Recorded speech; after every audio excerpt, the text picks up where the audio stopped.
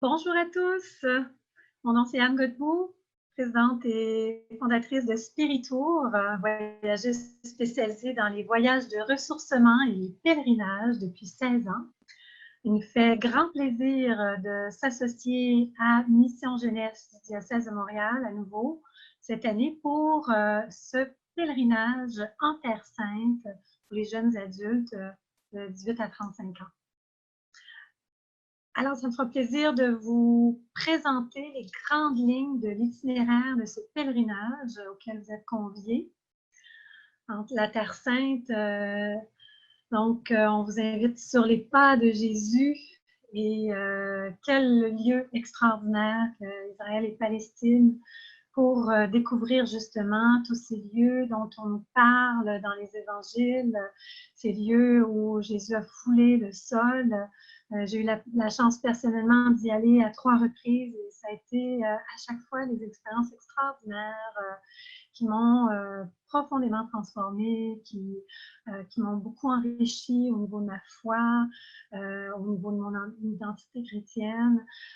Et j'en suis revenue avec une autre vision, je vous dirais. On ne lit plus l'Évangile de la même façon parce que c'est comme si à quelque part, on l'a vécu, on était sur ces lieux. Donc, quand on entend les évangiles, ben, il nous revient les images, les expériences qu'on a eues, puis d'être là sur place au moment aussi du voyage, c'est formidable de prendre le temps de s'imprégner de ces lieux, de relire les textes dans les lieux même où ils ont été vécus, à Bethléem, Nazareth, Jérusalem, c'est formidable. Alors, sans plus tarder, je vais partager avec vous donc les images du diaporama. Donc, on va faire un survol de l'itinéraire sur la Terre Sainte. Voilà, on vous présente donc la Terre Sainte. C'est du 26 juin au 8 juillet 2020. Et donc, ici, on voit la carte de la Terre Sainte. On arrive bien sûr à Tel Aviv. Et on va suivre un peu la chronologie de la vie de Jésus. On commence à Bethléem cette fois-ci, donc les 2 premières nuits. Donc, c'est juste au sud de Jérusalem.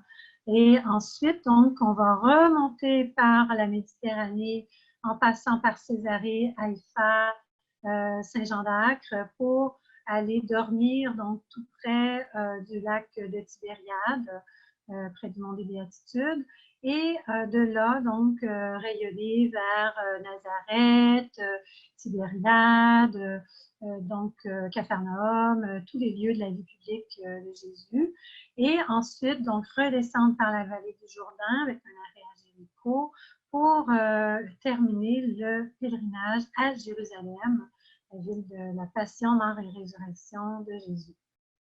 Alors, vous allez donc débuter avec, et oui, une petite randonnée dans le désert. Vous allez aller dormir pendant la première nuit à Bethléem, donc le lieu de la naissance de Jésus. Et cette journée-là, donc, vous aurez la chance de faire une randonnée chamelière dans le désert de Judée. C'est vraiment une belle expérience dans ce désert où Jésus s'est retiré avant sa vie publique pour 40 jours. Alors, quoi de mieux pour commencer un pèlerinage, de se retirer au désert. Donc, vous allez visiter bien sûr les lieux importants à Bethléem, dont l'église de la Nativité, avec la grotte de la Nativité.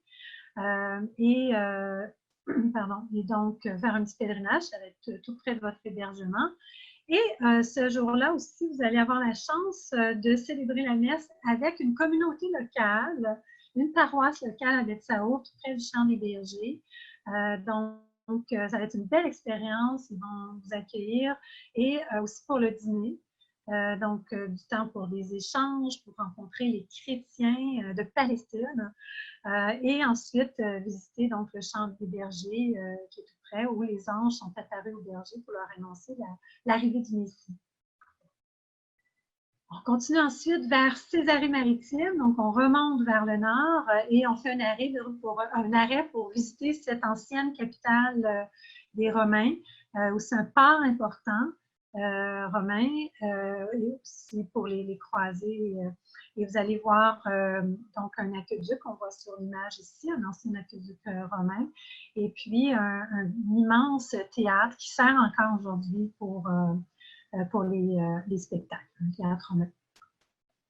Vous allez continuer vers Haïfa et Saint-Jean-d'Acre, que vous allez pouvoir visiter également. Vous rendre donc jusqu'à Tibériade. Le lendemain, vous continuez avec une belle visite de Nazareth, la ville qui a vu grandir Jésus à l'époque qui était un petit village de la Galilée. Donc, on va visiter bien sûr la basilique de l'Annonciation. Hein, c'est le lieu où la Vierge a reçu l'annonce de l'ange Gabriel qu'elle allait concevoir un fils, bien sûr. Il lui a demandé sa permission et c'est là où Marie a dit son oui. Hein, je suis la servante du Seigneur, qui m'advienne selon ta parole.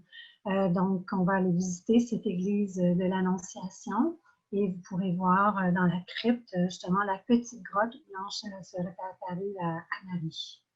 On va pouvoir célébrer la messe dans cet endroit, dans ce lieu. Ensuite, un arrêt incontournable à Cana de Galilée, le lieu du premier miracle de Jésus où il a transformé l'eau en vin aux noces de Cana. On continue avec le Mont des Béatitudes. Alors, un lieu vraiment magnifique avec des beaux jardins. Donc, c'est le lieu du sermon de la montagne où Jésus a justement parlé des différentes béatitudes.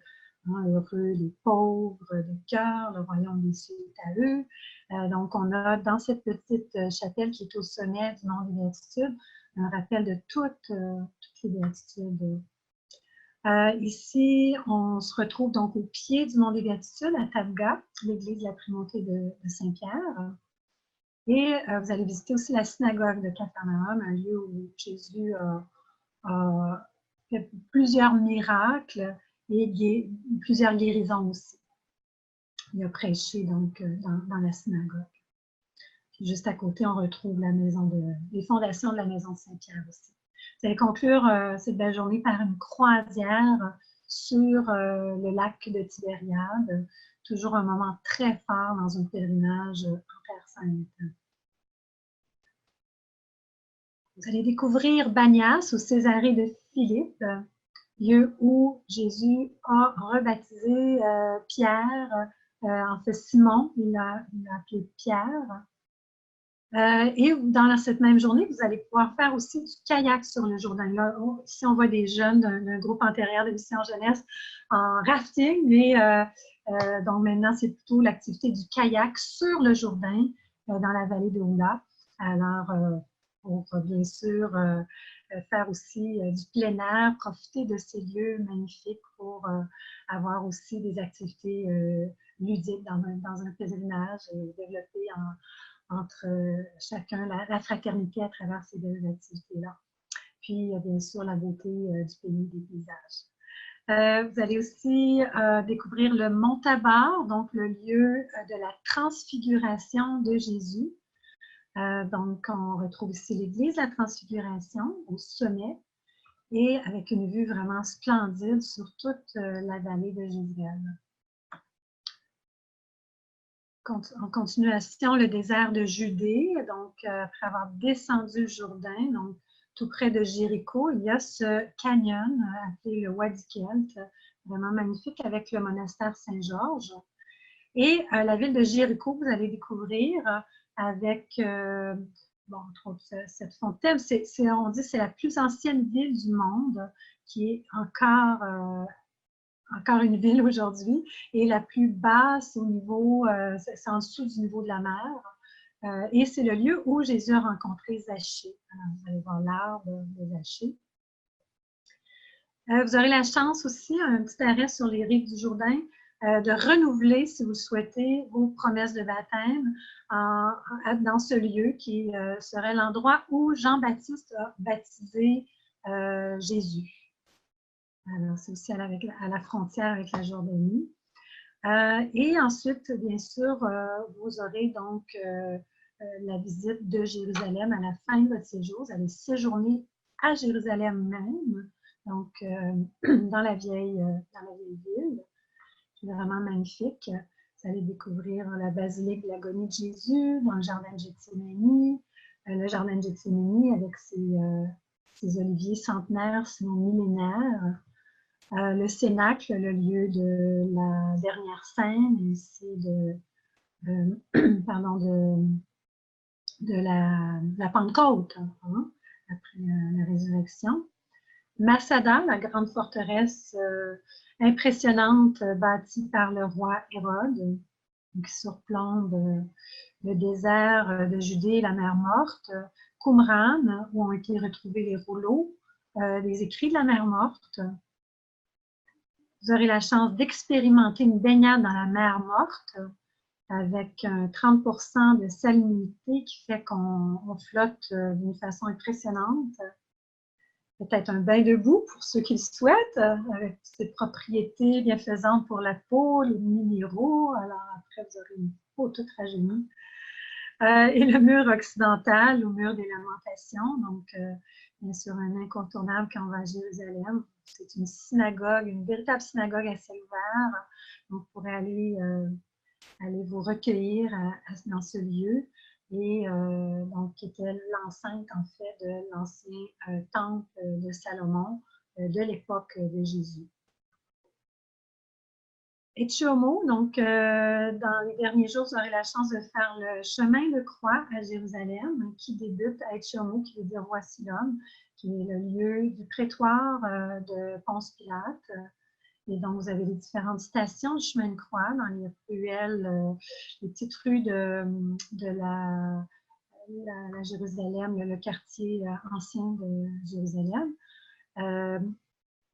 Voilà, donc les différentes stations. Il y a certaines petites chapelles qui ont été aménagées pour pouvoir se recueillir.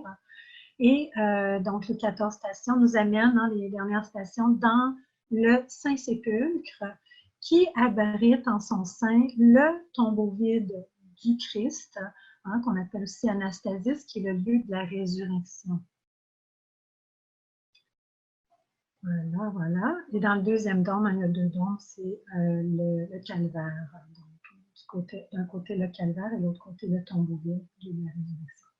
Voilà, alors c'est un petit survol, un itinéraire, on aurait encore plein de belles choses à dire, mais on vous souhaite vraiment de pouvoir vivre ce pèlerinage en Terre Sainte au moins une fois dans votre vie. C'est une expérience inoubliable. Et donc, on vous souhaite de vous joindre à ce groupe et n'hésitez pas, si vous avez des questions, à vous adresser aux responsables chez Mission Jeunesse, soit Isabelle, Holly, pour avoir plus d'informations, ou aller sur notre site web www.spiritour.com. Merci et bonne fin de journée.